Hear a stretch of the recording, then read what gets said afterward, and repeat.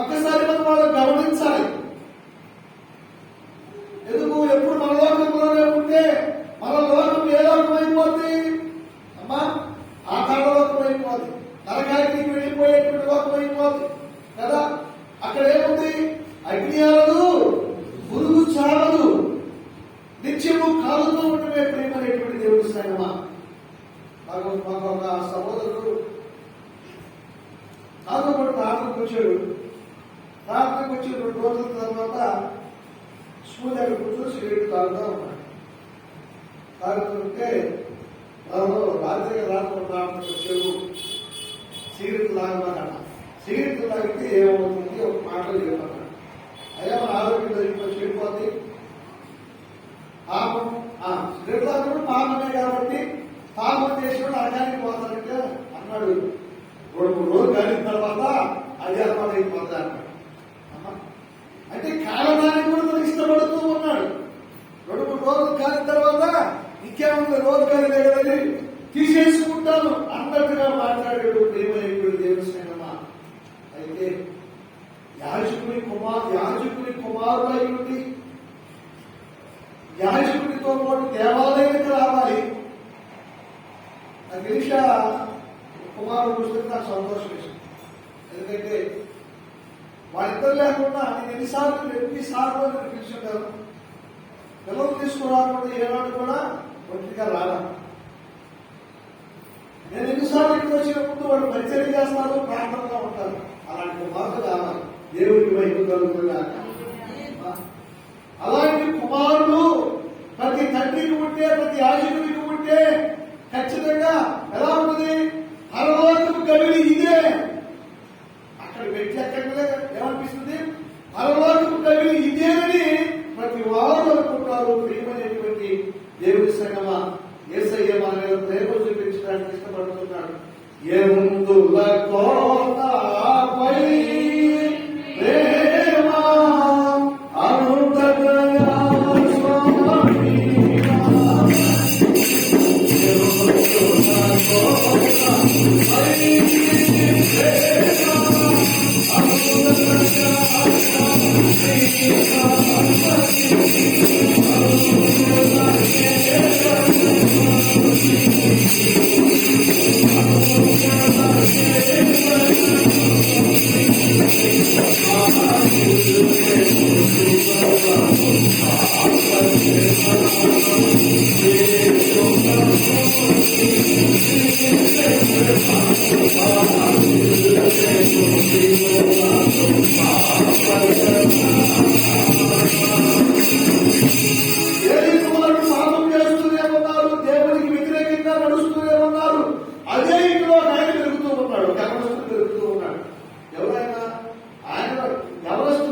స్వామి ఎందుకంటే పిల్లవాడు కావాలి.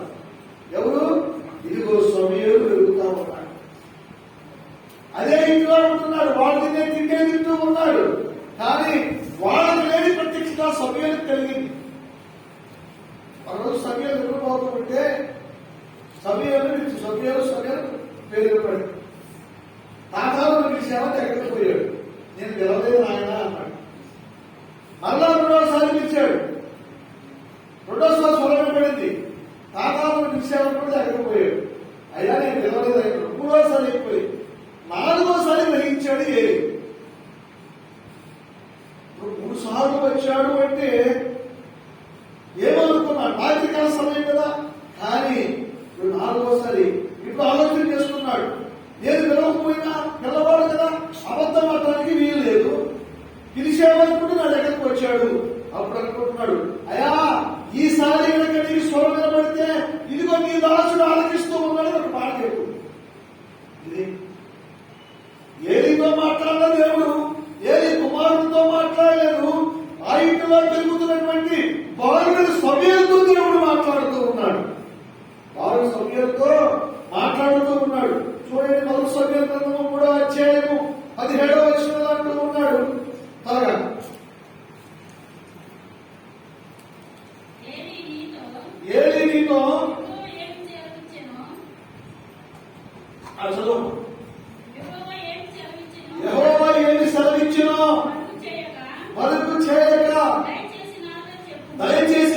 చెప్పుము.